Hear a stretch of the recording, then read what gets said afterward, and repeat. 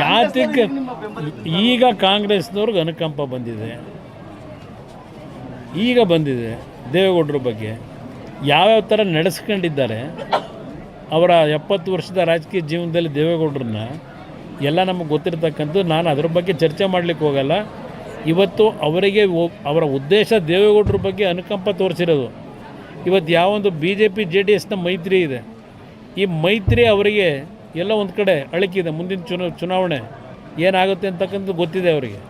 ಆ ಹಿನ್ನೆಲೆಯಲ್ಲಿ ಈ ಮೈತ್ರಿಯಲ್ಲಿ ಬಿರುಕು ತರಬೇಕು ಅನ್ನೋದು ಒಂದು ದೃಷ್ಟಿ ಇಟ್ಕೊಂಡಿದ್ದಾರೆ. ಈಗ ಅರ್ಜಿ ನಾವು ಹಾಕಿದ್ದೀವ, ದೇವೇಗೌಡರನ್ನು ಕೊಡಿ ಅಂತ ಕೇಳಿದ್ದಾರಾ?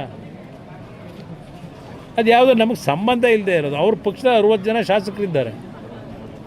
ನಾವು ಕೊಡಿ ಅಂತ ಕೇಳಿದರೆ ಸಾರ್ವಜನಿಕವಾಗಿ ಯಾವ ರೀತಿ ದೇವೇಗೌಡರ ಬಗ್ಗೆ ಪ್ರತಿಕ್ರಿಯೆ ಬರ್ಬೋದು.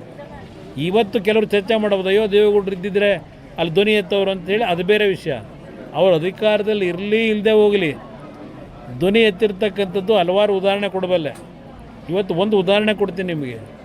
1989 2 ಕಡೆ ದೇವೇಗೌಡರು ಸೋತರು. ಅವ್ರ ಪಕ್ಷಕ್ಕೆ ಬಂದಿದ್ದು ಕೇವಲ 2 ಸೀಟು. ಆ ಸಂದರ್ಭದಲ್ಲಿ ಅವತ್ತಿನ ಕಾಂಗ್ರೆಸ್ ಸರ್ಕಾರ ಇಲ್ಲಿ ತೆಗೆದುಕೊಂಡಂಥ ನಿರ್ಧಾರ, ನಮ್ಮ ಕಾವೇರಿ ಜಲನಯದ ನೀರನ್ನು ನಾವು ಉಪಯೋಗ ಮಾಡ್ತಕ್ಕಂಥದ್ರಲ್ಲಿ ತಮಿಳುನಾಡಿಗೂ ನಮಗೂ ಏನು ಘರ್ಷಣೆ ಇತ್ತು. 89ರಲ್ಲಿ ಅವತ್ತಿನ ನಮ್ಮ ರಾಜ್ಯ ಸರ್ಕಾರ ಉದ್ದಟತನ ಏನು ತೋರಿಸಿದ್ರು, ಪ್ರಥಮವಾಗಿ ಟ್ರಿಬ್ಯುನಲ್ ರಚನೆ ಆದಂಥದ್ದು ಅವರ ನಡವಳಿಕೆಯಿಂದ.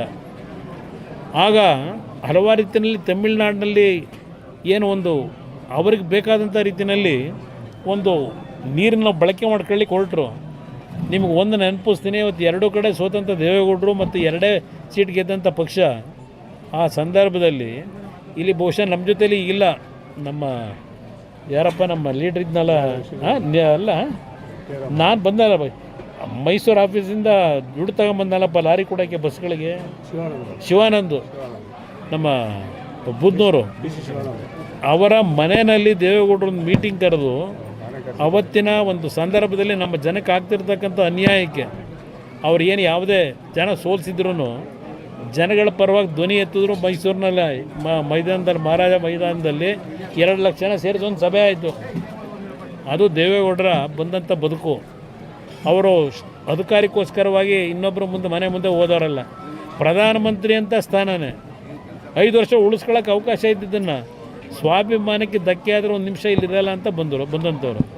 ಈಗ ರಾಜ್ಯಸಭಾ ಸೀಟಿಂದ ಅವ್ರ ಶಕ್ತಿ ಅವರು ಹೋರಾಟ ಮಾಡಬೇಕಾ? ಅವ್ರಿಗೆ ಬೇಕಾಗಿರೋದು ಭಗವಂತ ಕೂಡ ಆರೋಗ್ಯ. ಯಾರು ಕೊಟ್ಟಿದ್ರು? ಎಲ್ಲಿ ಕೊಟ್ಟಿದ್ರು? 1 ನಿಮಿಷ. ಕಾಂಗ್ರೆಸ್ಗೆ ಇನ್ನೊಂದು ಕ್ಯಾಂಡಿಡೇಟ್ ಆಗ ನಂಬರ್ ಎಲ್ಲಿತ್ತವತ್ತು? ಅವತ್ತಿನ ದಿನ ನಮ್ಮ ಸರ್ಕಾರ ಹೋಗಿತ್ತು, ದೇವೇಗೌಡರನ್ನು ಸೋಲಿಸಿದ್ರು 19ರಲ್ಲಿ ತುಮಕೂರಿನಲ್ಲಿ ನಿಲ್ಲಿಸಿ. ಆ ಸಂದರ್ಭದಲ್ಲಿ 4 ರಾಜ್ಯಸಭಾ ಸ್ಥಾನಕ್ಕೇನು ಚುನಾವಣೆ ಆಯಿತು. ಅವತ್ತು BJPನಲ್ಲೂ ಇನ್ನೊಂದು ಅಭ್ಯರ್ಥಿಗೆ ನಂಬರ್ ಇರಲಿಲ್ಲ, ಕಾಂಗ್ರೆಸ್ನಲ್ಲೂ ನಂಬರ್ ಇರಲಿಲ್ಲ. ಅಲ್ಲಿ ಇನ್ನೊಬ್ಬ ಅಭ್ಯರ್ಥಿ ನಿಲ್ಲ ಪ್ರಶ್ನೆನೇ ಇರಲಿಲ್ಲ.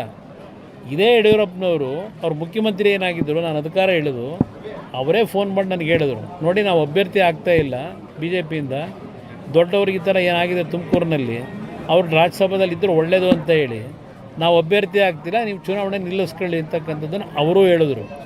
ದೇವೇಗೌಡರಾಗ ಒಪ್ಪಿರಲಿಲ್ಲ. ನಾನೇ ದೇವೇಗೌಡರಿಗೆ ಬಲವಂತವಾಗಿ ನೀವು ಅಲ್ಲಿರಬೇಕು ಅಂತ ಹೇಳಿ ಅವತ್ತಿನ ಪರಿಸ್ಥಿತಿನಲ್ಲಿ ಅವ್ರಿಗೇನು ಅವಕಾಶ ಇತ್ತು, ಆ ಅವಕಾಶ ಅವತ್ತು ಬಂದಿದೆಯೇ ಹೊರತು ಇವ್ರು ಬೆಂಬಲ ಕೊಟ್ಟು ಬಂದಂಥದ್ದಲ್ಲ. ಅದು ಯಾವ ಥರ?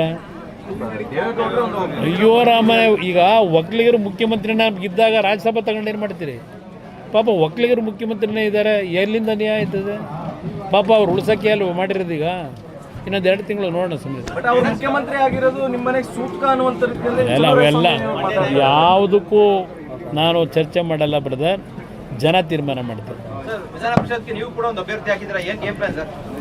ಗೇಮ್ ಪ್ಲಾನ್ ಏನಿಲ್ಲ ಬ್ರದರ್. ಇಲ್ಲಿ ಅವರು 2 ಓಟು, ನಾವು 2 ಓಟು ಇಲ್ಲಿರ್ತಕ್ಕಂಥದ್ದು. ಬಟ್ ಅವ್ರ ಅಧಿಕಾರ ಇದೆ, ಮನಿ ಪವರ್ ಇದೆ, ಮಸಲ್ ಪವರ್ ಇದೆ.